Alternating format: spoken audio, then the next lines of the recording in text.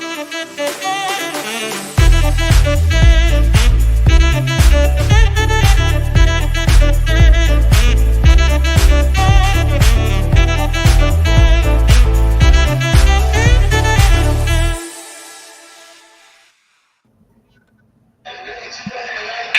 till they play in the garden. Wait till they play in the garden. Jose, do you know what they say about playoff series? If the Heat are playing in it, it doesn't matter. They're gonna win in 5. Oh, wrong answer. The playoff series doesn't start until the away team wins. That's right. Well, How about that? Thing right This is an Inter Miami podcast. But you know all the cliches. You didn't fucking know that one. Very good. Very good. Very good. We're live, Dave. We're live. Oh man. Welcome to the Heron Heads podcast. My name is Julio, and I'm joined today by some friends and fellow Inter Miami fans, Dave, Chris, and Jose.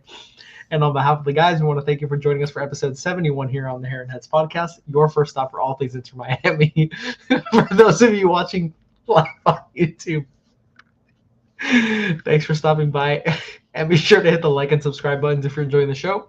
A huge shout out to our chief Heron Heads, Matias, Chao, Abu, Ava, and Marivi. Thank you so much for your continued generous support. And if you'd like to support us on Patreon or get some awesome merch like the hoodie that Chris is wearing right now, you will find a link for all those things in the description below. Additionally, if you are interested in joining our Discord server, you will find a link for that too, having some good interactions in there.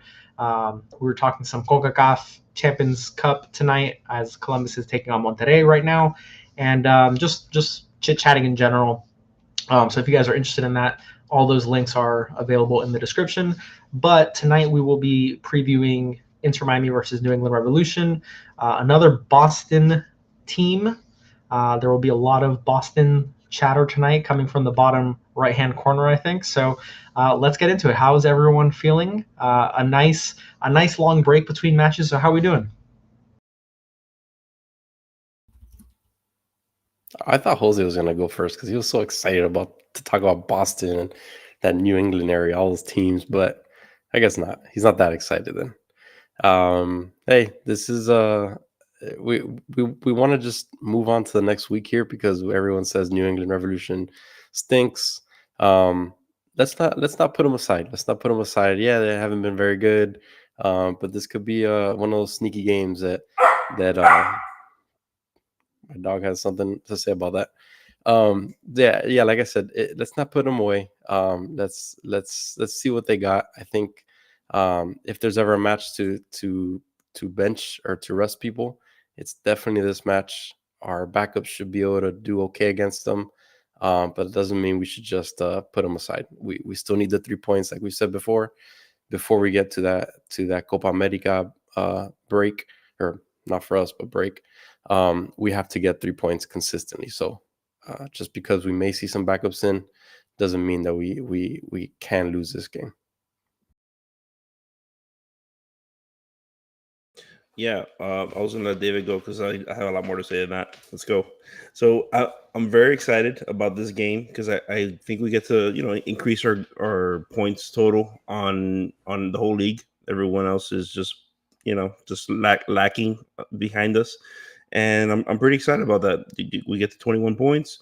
Fun stat: we actually have the same amount of points in 10 games than last year when Messi started at 22 games. After 22 games, we had 18 points. This year at 10 games, we are already at 18 points. It's a fun time to be an Inter Miami fan. We have a lot to look forward to. We're playing a very, very lowly Revolution team. Chris is right. We need the 3 points just to continue to just pound them, the other teams, and just keep climbing. We have right now, the Revolution have won 1 game out of their last 8 total that they've played all year in MLS. We're going into a very I don't think it's going to be a hostile environment at all. I think it's actually going to be our house. They never really do anything, to be honest.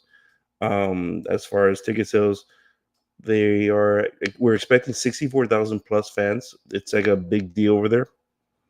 Apparently, in 2002 was the last MLS game where they had over 60,000 in attendance. It was against the Galaxy in 2002. Go figure.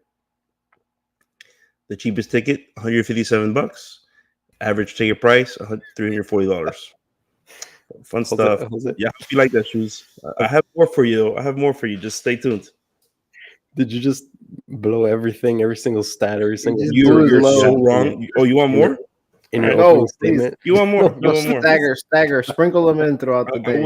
I'll interrupt you guys like sporadically, like I always do, and just like throw it in. Yeah, like exactly. You have like a CVS receipt length of notes. Absolutely.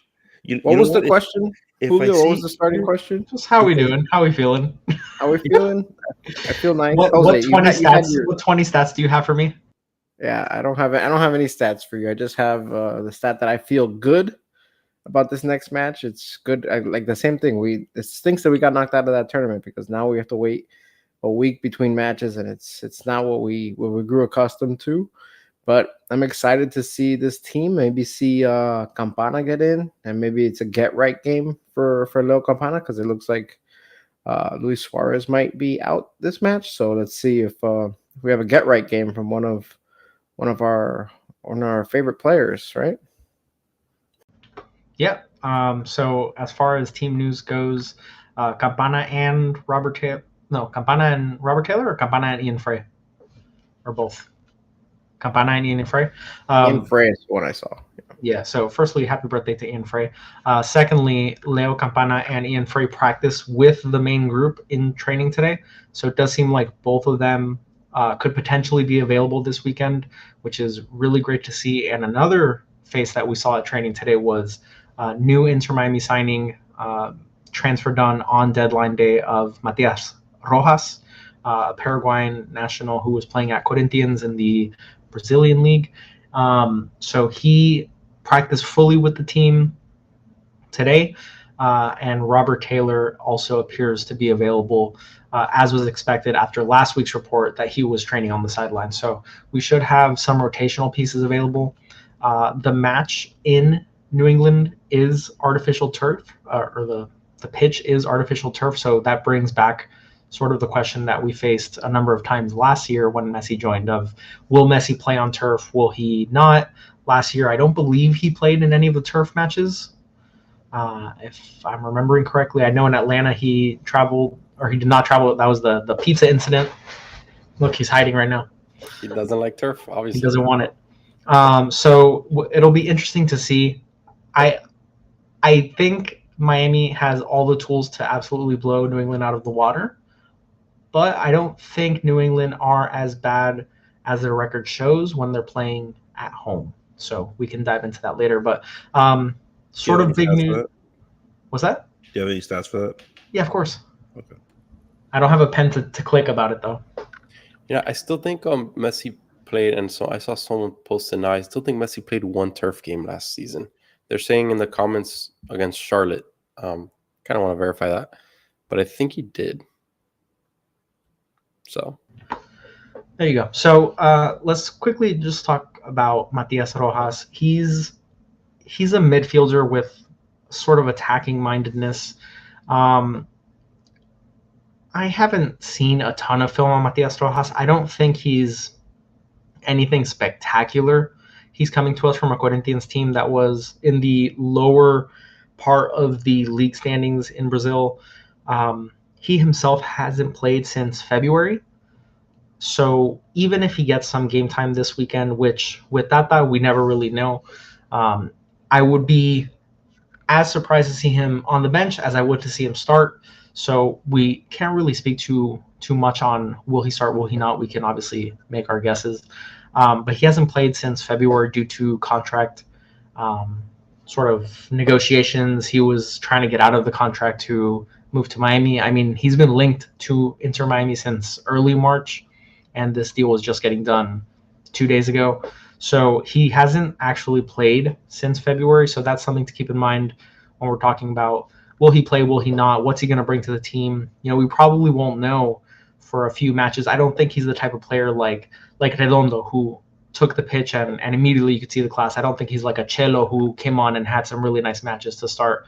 I think he'll be like another Paraguayan on this team who unfortunately will not be available. I think he'll be a little bit like Gomez in that he was very up and down when he first started with the club. So I wouldn't get my hopes too high on Rojas. It's exciting that it's a new player, but he's, to me, until I'm proven otherwise, he's a rotational piece.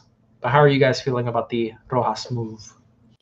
When I saw his highlights, I felt like he was very offensive driven player. He was pretty. He was okay. He was just okay from what I saw.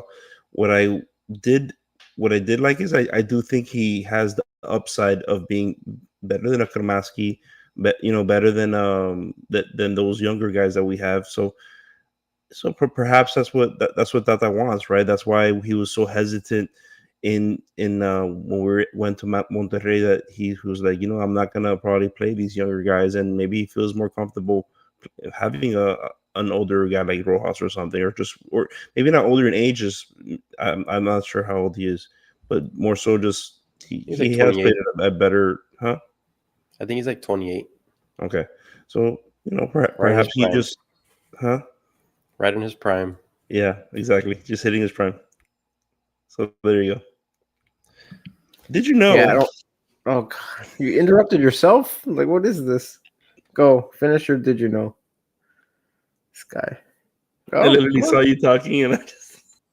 You were talking, but you couldn't say it while you were talking. You had to wait for somebody to start. Go.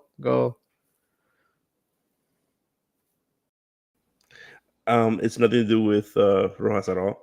Revolution allowed 14 goals in 8 matches, and we actually led the MLS with 22 goals. All right. Thank you, How brother. do I feel? How do I feel about the Rojas signing? I'm more excited about it now. Now that Gomez went down.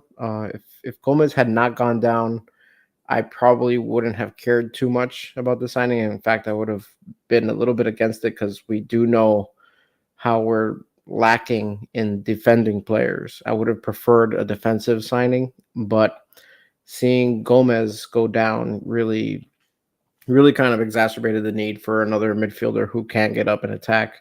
So he fits the mold in that sense. But now they've been eyeing him, like Julio said, for a long time. So Gomez going down was just incidental. They were going to sign him at the deadline regardless. So with that being said, that's it's a little disheartening that they weren't looking for another defender, but I guess it kind of worked out that they did bring him in at this time because we're going to need another body there, even though we do get Kramaski back. And I expect to see him more in the starting rotation, but at least we're not down a man. And now we have another capable body in there to put. But again, we have a glut of players at the midfield, it seems, but we just need to be stable. And if he helps stabilize the midfield, then I'm all for it. How many days until Redondo gets back? I don't know. He keeps It won't be posting back till June. pictures with like battery charging up and all this weird stuff. So who knows? He was at a cookout today. He was. They sent a picture. They sent It a was picture great. of. It was a great cookout. The spread that they get for training, is that always the case? Because I don't know, man. That's pretty. Looks I great. need my son to cookie, you know start what I kicking mean? a soccer ball just so that I can go to the barbecues. My goodness. I mean, Yeah, if but, I'm hurt, that's going to help me get better. But the yeah, for Rojas, my 2 cents on that. I saw a cool highlight reel recently of him just shooting outside the box like crazy. His left foot. I mean, it's lethal. It's on point. But it does bring me back memories of when we signed Freire, and we were rumored to sign Freire. The team that he was from, their fans were not, or were happy that we took them. They did not like the guy. So I've been seeing a lot of the same thing with Rojas. The fans seem to be happy that we took him. They're celebrating that we took him. Now, is it because he was disgruntled? He had a contract dispute. Maybe he wasn't playing very well because of that. He hasn't played since about February, I think it was. So maybe they were just unhappy because of all of that. I saw something about injuries as well. So I like to listen to the fans where these players are coming from.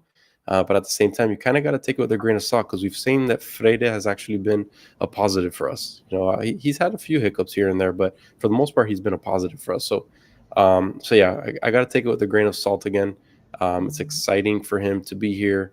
Like David said, if this provides more just continuity and just stabilization of our midfield, or even maybe a left wing as well, then I'll welcome him with open arms. So. We'll see. He is an experienced player at 28 years old, like Jose said. So that's definitely a plus as well. So yeah, I don't think there's anything bad about the signing. We could only go up from here, and it's nice that he's actually training with the team already too. A lot of these players that come from other countries, they take forever just to get to the team, and he was like, all of a sudden he was at the game on Saturday, and then he was training when they signed him Monday. So. That just goes to show you how long in the making this was. Like this was the writing was on the wall for Rojas. Yeah, that could be true. Which is why the fans weren't so happy about him, and be happy that he was gone, quote unquote, right? Probably feeds into that. So do you guys think he will play on Saturday? I think he will come on as a sub because I do think there will be some rotation in the starting squad. You think he'll come on as a sub after, what is it, two days of training? Yep. If that? Yep. We've done worse. We have? Yeah. Didn't we start chill? Like every game, I feel like every new player last year played after like a week of training. Yeah, but that was a different That's level. A week. But that's a week of training. This would be 1 day of training. Yeah, I think he plays. I don't think he starts. Okay. I think he plays because we might see him at left wing. Even if Robert Taylor starts, maybe they don't want to play him the whole game, just because he's coming back from that injury. So it'll be nice to rest him half of the game or whatever, and maybe that's where we'll see him come in, especially if we're whooping these people from the get go. Who do you see the starting lineup being, Julio? I think we see Taylor. I think we see Suarez. I don't think Messi starts. You think Suarez plays? Yeah. Although all the chatter that he's not they're saying he's not playing. I'm hesitant to say Campana starts. I want to see him out there. I think he needs. I mean, so do I. It's not about wanting. It's what do we think is going to happen. I think he's Taylor been training, right? I mean, he has as much training with the group as Rojas. He just rejoined the group. He's been training on the side. So I'm gonna go Taylor. I'll go Campana because you're right. There has been quite a bit of chatter of Suarez not playing this match. I again don't think Messi starts. So I'm gonna go David Ruiz at right wing, and then a midfield of Gressel because he plays every game. Yeah, it's gonna be Busi, Gressel, and Crema. No, actually, maybe Sunderland rejoins the starting lineup. So I'll go Sunderland, Busquets, Gressel, and then Alba, Freire, Toto, and Chelo, and then Drake in keeper. So you think Kromaski still doesn't get a start? Not even in this match? Correct. Damn. That'd be sad. I feel like if they're going to go with a sprinkling of some backup players, you'd like for Kromaski to be able to get a full I agree. run. I agree. I think the way Tata wants to use him is more in attack. And when he rolls out with the 4-3-3, the midfielders that he's been choosing have been more balanced rather than really forward-thinking, with the exception of Diego Gomez. And Lord Ivan said Alba's out. It's true. So we'd probably get... Man, I'm all over the place. Negri at the wing. Sorry, Negri at left back. Just like shows you how well prepared I am. It's the guys with the tank tops. They're not. Your shoulders are cold. The vibes are off. I'm freezing. Yeah, I don't like the Sunderland piece. I don't like that guy. Every time he plays, I don't see it from him. But I would love to see Benja start. I think he needs to start at this game. This is a perfect game for him to start. But yeah, we'll see. I think I agree with the three attackers that you mentioned, Robert Taylor, Campana, and I don't think we're going to see Messi. And I also, not to interrupt you, Chris, I also wouldn't be surprised if Afonso starts left wing. Yeah, I honestly think Alfonso would start at left wing if they're going to take the cautious approach with the guys getting hurt. I can see Robert Taylor coming on if the game is out of hand, but if the game is close, I think they'd be less likely to bring him on just because I think they don't want to stress him too much and feel like I don't honestly. Robert Taylor, is he really great as a sub? I feel like every time that we've seen Robert Taylor come on, it's for the most part it's been as a starter, right? Jose, is Robert Taylor good as a sub or a starter?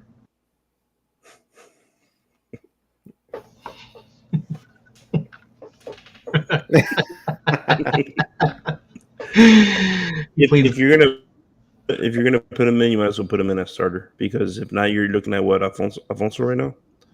I guess Roja, but I agree with Dave. It's a little too short, little too little practice when you have other players that could possibly fill in, quote unquote. I don't think we're gonna get our A team in playing against Revolution, and it's gonna be by design. I'm very happy that they're selling out the stadium at 64,000 fans, but we're thinking big picture, and our B team could probably beat them. So enough so that maybe you just sprinkle in. I do think Messi will start though, Julio. Everything has led to. He's not injured right now, so I don't see why not. Are they playing in Foxborough at Gillette Stadium? Yeah, it's going to be turf. It's going to be artificial turf. That's the only thing. Yeah, I hope you're right.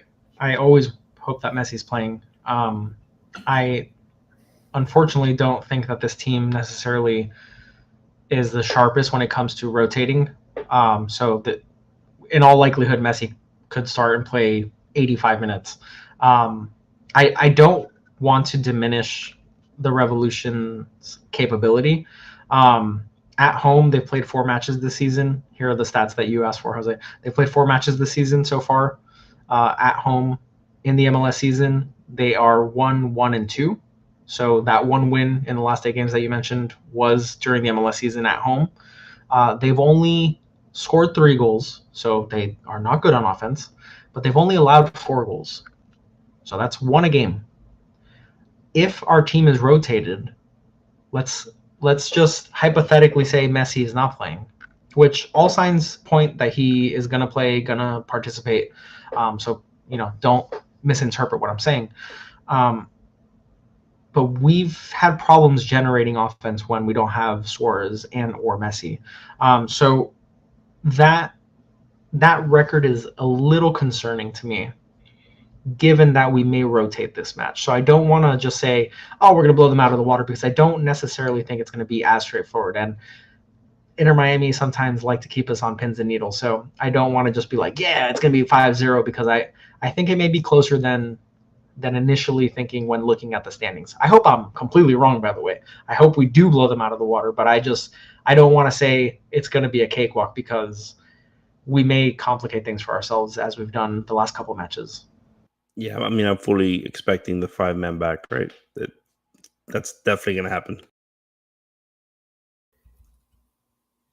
God, I hope not. It would be the most Tata thing ever. Like, oh, we got a nice, relatively easy matchup against the worst team in the league, and here's a 5 at the back. Messi is not playing. Borgelin and Robert Taylor are leading the line. Wow. I really wouldn't be surprised if we see that, honestly. Borgelin starting. Why not? I would 100% be surprised if Borgelin Would you? starting. Would you really? Starting? Yeah. Yes. I wouldn't be surprised if David surprised. gets trodden on over there with Tata. Who knows? Why not? If I what? Me? Trot out David, yeah. Left back. Let's go. Oh, He's lengthy. Only if he gets invited to the barbecue. Way One thing to note, their manager says that they're not going to be man marking Messi. He is expecting them to definitely play him for him to definitely play. They're going to be using more of a committee in zones, quote unquote, to surround them and prevent him from getting the ball. That is what they were going to be trying to do.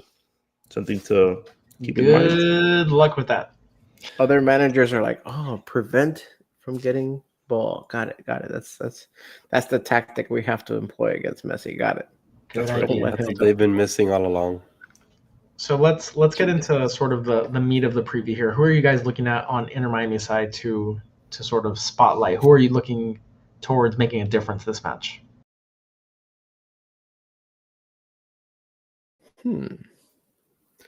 It's a good one.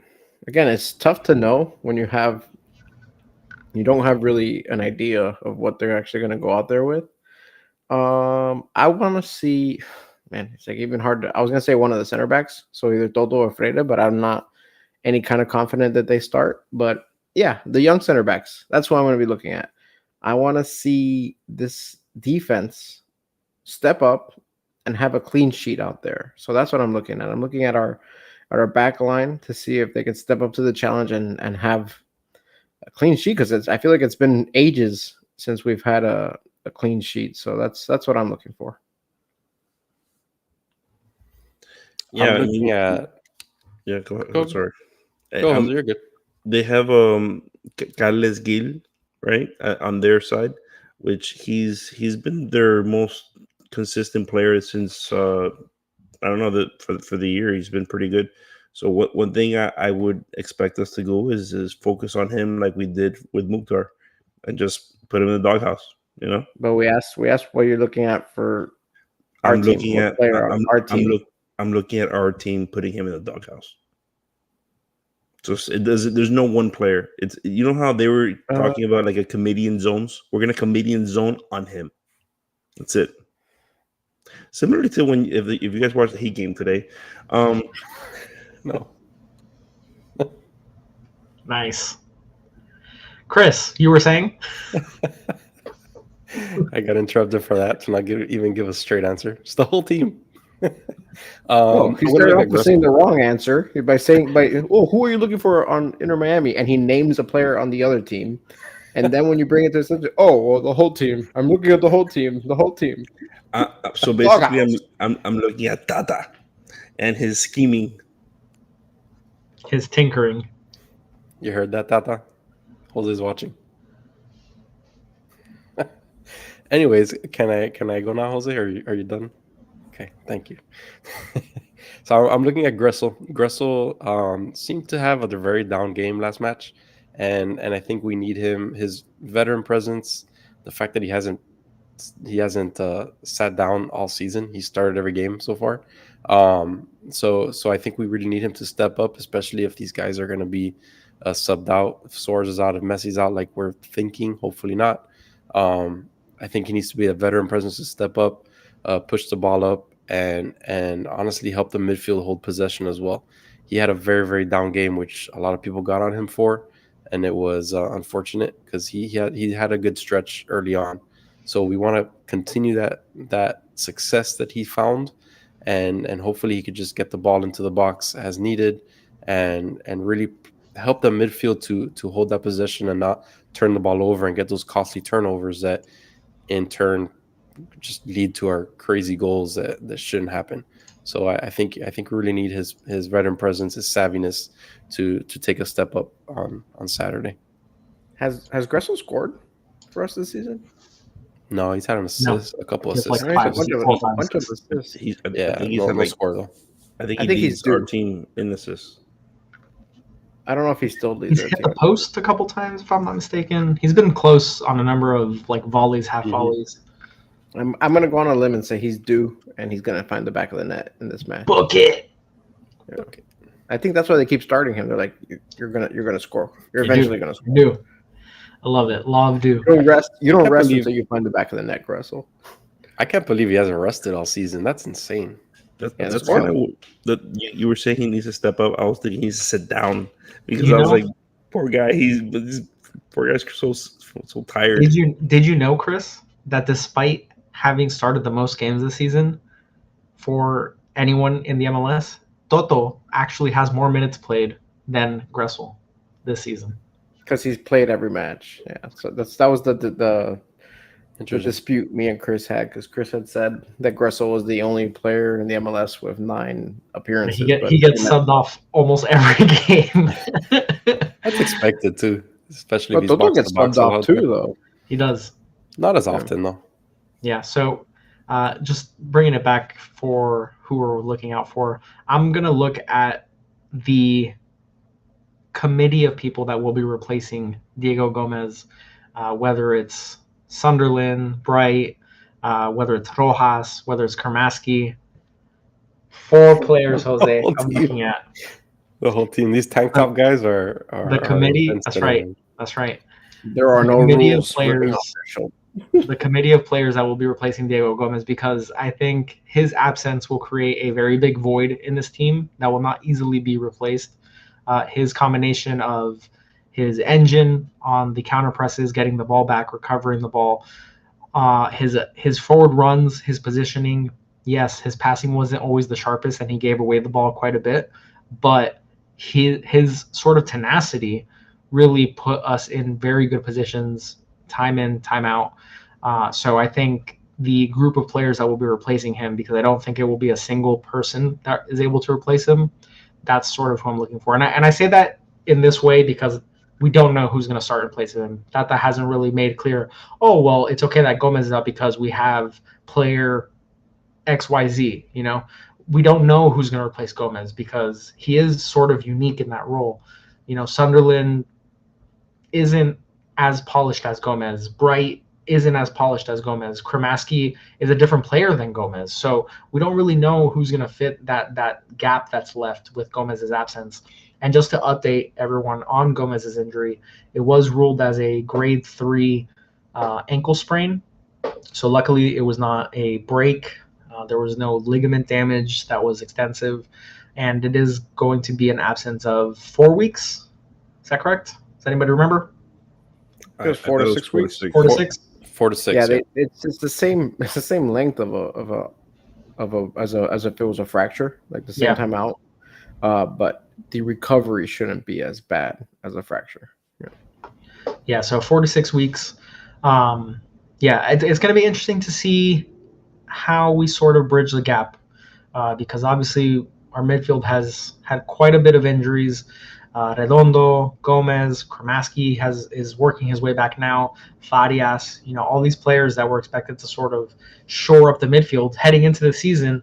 We were like, wow, we have an overabundance of midfielders, and now it's getting to be one of our shallowest groups because of these unfortunate injuries that come in. And if you guys missed the last episode, we talked to our friend Carl, who gave us some insight into the sort of medical side of things and maybe why so many injuries are happening. So if you guys missed that, go check that episode out. Really, really good conversation with him. So do you guys want to jump into predictions? Is Dave Stradamus in the building tonight? I had the check behind me. I was like, I don't know. But yes, he is. Dave Stradamus is in. So let's see. I was going to give you qualifiers, but I know Jose would get very, very upset if I started saying, oh, if Messi, if this, if that. So no qualifiers. We're going to get back on track here, regardless of who plays. We're going to have a 3-0 skunk, 3-0. Don't worry about it. We're going to have fun watching this game. We're going to see nice introduction of new players that we haven't seen in a little bit. And Gressel's going to find the back of the net. It's going to be a great time. Oh, and I'm not going to be here for the next episode because I'm not going to actually be watching the game. So if I'm wrong, just get mad at Jose.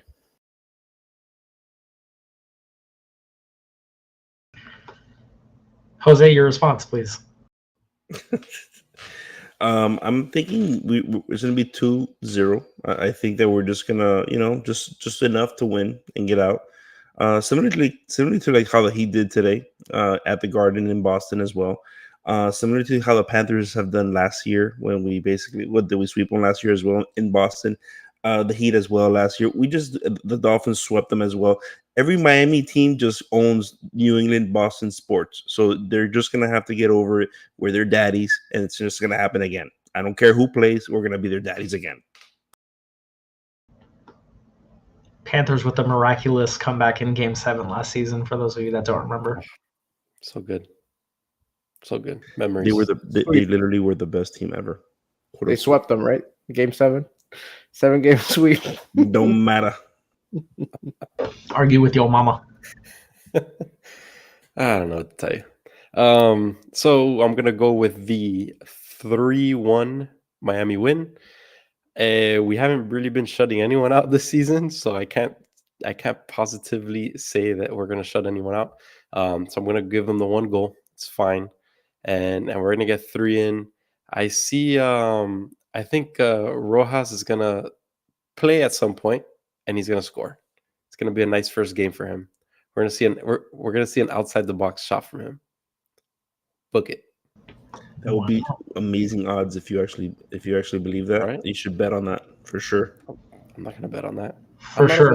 I'm not a betting man, sure. but I like it. I'll let you two do the betting. It's probably plus 2,000.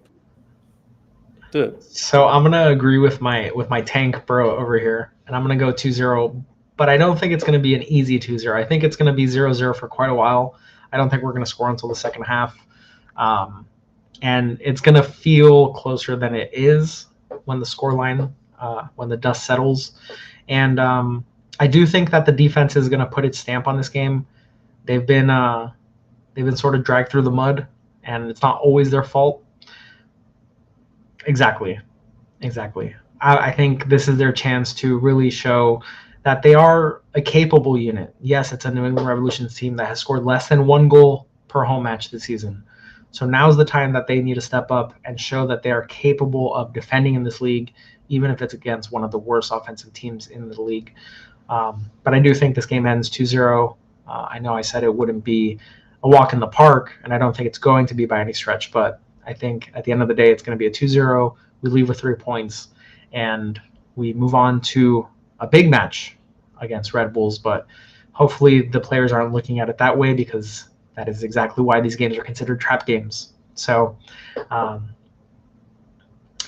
don't see how New England put up more than 1 goal against us, but we have been susceptible to mistakes and individual errors. So hopefully they're able to avoid all of those things this coming week. Maybe if Noah Allen plays at center back. It's a huge sports day for Boston in general.